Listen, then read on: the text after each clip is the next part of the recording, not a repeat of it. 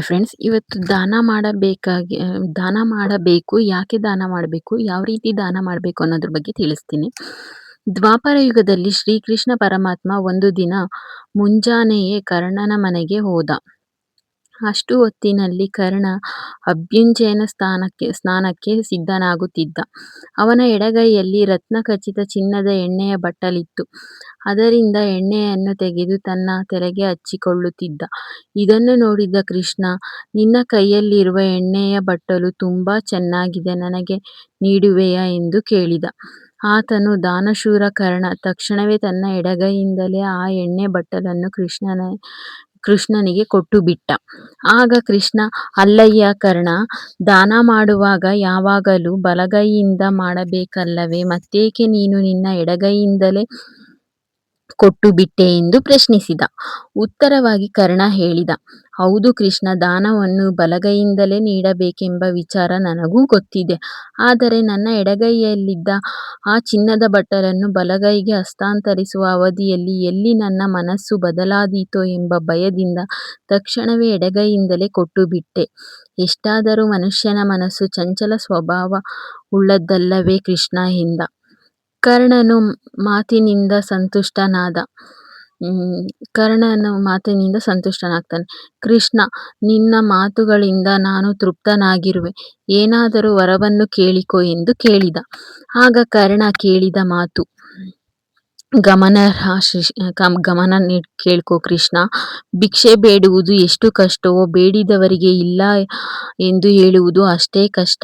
ಆದುದರಿಂದ ದೇಹಿ, ಭಿಕ್ಷಾಟನೆ ಮತ್ತು ನಾಸ್ತಿ, ಇಲ್ಲ, ಭಿಕ್ಷಾಟನೆ, ಬೇಡೋದು ಮತ್ತೆ ಇಲ್ಲ ಎಂಬ ಪದಗಳು ನನ್ನ ಬಾಯಿಂದ ಎಂದೂ ಬರದಂತೆ ಆಶೀರ್ವದಿಸು ಅಂತ ವರವನ್ನ ಕೇಳ್ತಾನೆ ಕೃಷ್ಣನ ಹತ್ರ ಕರ್ಣ. ಇದರ ತಾತ್ಪರ್ಯ ಎಂತಹ ಅದ್ಭುತವಾದ ಬೇಡಿಕೆ ಅಂತ ಅಂದ್ರೆ ನೋಡಿದ್ರ, ಆ ಬೇಡಿಕೆ ಹೇಗಿದೆ, ನನ್ನ ಹತ್ರ ಭಿಕ್ಷೆ ಬೇಡ ಅಂತ ಪರಿಸ್ಥಿತಿ ಯಾವತ್ತೂ ಬರಬಾರ್ದು, ಮತ್ತು ನನ್ನ ಬಾಯಲ್ಲಿ ಇಲ್ಲ ಅನ್ನೋ ಪರಿಸ್ಥಿತಿನೂ ಯಾವತ್ತೂ ಬರಬಾರ್ದು. ಇದರ ತಾತ್ಪರ್ಯ ಇಷ್ಟೇ: ಪ್ರಕೃತಿ ನಮಗೆ ಕೊಟ್ಟಿರುವುದು ಎರಡೇ ಆಯ್ಕೆ, ಒಂದು ಕೊಟ್ಟು ಹೋಗುವುದು, ಇಲ್ಲವೇ ಬಿಟ್ಟು ಹೋಗುವುದು. ಈ ಜಗತ್ತನ್ನೇ ಬಿಟ್ಟು ಹೋಗುವಾಗ ಜೊತೆಯಲ್ಲಿ ಕಟ್ಟಿಕೊಂಡು ಹೋಗುವ ಯಾವ ಆಯ್ಕೆಯೂ ಇಲ್ಲ. ಆದುದರಿಂದಲೇ ದಾನಂ ಹಸ್ತಾಸ್ಯಂ ಭೂಷಣಂ ಎಂಬುದಾಗಿ ಸುಭಾಷಿತವು ಹೇಳಿದ್ದಾರೆ.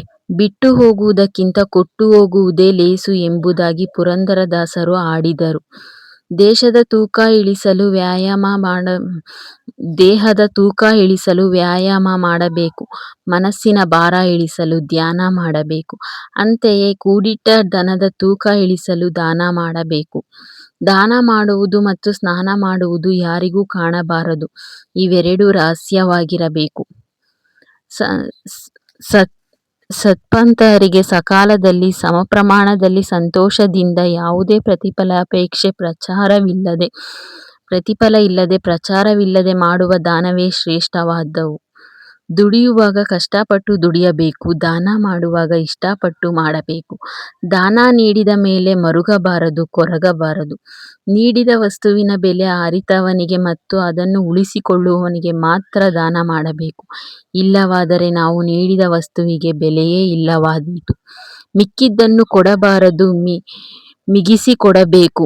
ಉಳಿದದ್ದನ್ನು ಕೊಡಬಾರದು, ಉಳಿಸಿ ಕೊಡಬೇಕು. ಹಾಗೂ ಉಪಯೋಗಿ ವಸ್ತುವನ್ನು ಕೊಡಬೇಕು. ಗೊಡ್ಡೆಮ್ಮೆಯನ್ನು ಕೊಟ್ಟು ಗೋದಾನ ಮಾಡಿದೆ ಎಂದು ಹೇಳಬಾರದು. ಕೊಟ್ಟರೆ ದೇವರು ಕೊಟ್ಟಂತೆ ಕೊಡಬೇಕು, ಯಾವುದೇ ಪ್ರತಿಫಲಾಪೇಕ್ಷೆಯ ಮತ್ತು ಪ್ರಚಾರದ ಆಸೆ ಇಲ್ಲದೆ. ನಾನು ಶ್ರೀಮಂತನಾದ ಮೇಲೆ ದಾನ ಮಾಡುತ್ತೇನೆ ಎನ್ನುವವರು ಎಂದೂ ದಾನ ಮಾಡುವುದಿಲ್ಲ. ಏಕೆಂದರೆ ದಾನ ಮಾಡಲು ಆರ್ಥಿಕ ಶ್ರೀಮಂತಿಕೆಯೊಂದೇ ಸಾಲದು, ಹೃದಯ ಶ್ರೀಮಂತಿಕೆಯೂ ಬೇಕು. ಅಂತೆಯೇ ದಾನ ಮಾಡಬೇಕೆಂಬ ಇಚ್ಛೆಯುಂಟಾದಾಗ ವಿಳಂಬ ಮಾಡದೆ ತಕ್ಷಣ ಮಾಡಬೇಕು. ತಡ ಮಾಡಿದರೆ ಆಗಬಹುದಾದ ತೊಂದರೆಗಳೇನೆಂದರೆ ಮನಸ್ಸು ಬದಲಾಗಬಹುದು, ಏಕೆಂದರೆ ಮಾನವನ ಮನಸ್ಸು ಚಂಚಲ.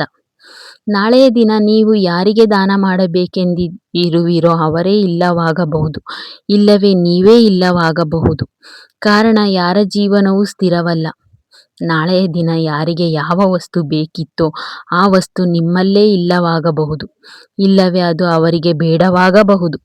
ಇದೇ ರೀತಿ ಏನಾದರೂ ಒಳ್ಳೆಯ ಕೆಲಸವನ್ನು ಮಾಡಬೇಕಾದಲ್ಲಿ ತಡ ಮಾಡದೆ ತಕ್ಷಣ ಮಾಡಿಬಿಡಿ. ಮನುಷ್ಯ ಮುಹೂರ್ತವಿಲ್ಲದೆ ಹುಟ್ಟುತ್ತಾನೆ, ಮುಹೂರ್ತವಿಲ್ಲದೆ ಸಾಯುತ್ತಾನೆ. ಆದರೆ ಒಳ್ಳೆಯ ಕೆಲಸ ಮಾಡಲು ಶುಭ ಮುಹೂರ್ತಕ್ಕಾಗಿ ಕಾಯುತ್ತಿರುತ್ತಾನೆ. ಇದು ತರವಲ್ಲ. ಶುಭಸ್ಯಂ ಶೀಘ್ರ ಅಲ್ಲವೇ? ನಾವು ದಾನ ಮಾಡಬೇಕು ಅಂತ ಅಂದರೆ ಬೇಗನೆ ಮಾಡಿಬಿಡ್ಬೇಕು. ತಡ ಮಾಡಿದ್ವಿ ಅಂದರೆ ನಾನು ಮೇಲ್ಗಡೆ ಹೇಳಿದ್ನಲ್ಲ ಉದಾಹರಣೆಗಳು, ಅವೆಲ್ಲ ನಮ್ಮ ತಡ ಮಾಡಿದ್ದಕ್ಕೆ ಕಾರಣ ಆಗ್ತವೆ. ಹಾಗಾಗಿ ನಮಗೆ ಮನಸ್ಸು ಬಂದ ತಕ್ಷಣ ನಾವು ದಾನ ಮಾಡಿಬಿಟ್ವಿ ಅಂದರೆ ಅದಕ್ಕಿಂತ ಒಳ್ಳೆಯದು ಇನ್ಯಾವುದೂ ಇಲ್ಲ ಅಂತ ಹೇಳ್ತೀನಿ. ನನ್ನ ವಿಡಿಯೋಗಳು ನಿಮಗೆ ಇಷ್ಟವಾದಲ್ಲಿ ದಯವಿಟ್ಟು ನನ್ನ ಚಾನಲ್ನ ಸಬ್ಸ್ಕ್ರೈಬ್ ಮಾಡಿ, ಲೈಕ್ ಮಾಡಿ, ಕಾಮೆಂಟ್ ಮಾಡಿ, ಸಪೋರ್ಟ್ ಮಾಡಿ. ಇದೇ ಥರ ಮುಂದಿನ ವಿಡಿಯೋಗಳನ್ನು ಮಾಡ್ತಾ ಇರ್ತೇನೆ.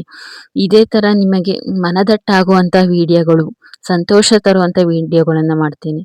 ಧನ್ಯವಾದಗಳು. ಶುಭ ದಿನ. ಎಲ್ಲರಿಗೂ ಒಳ್ಳೆಯದಾಗಲಿ.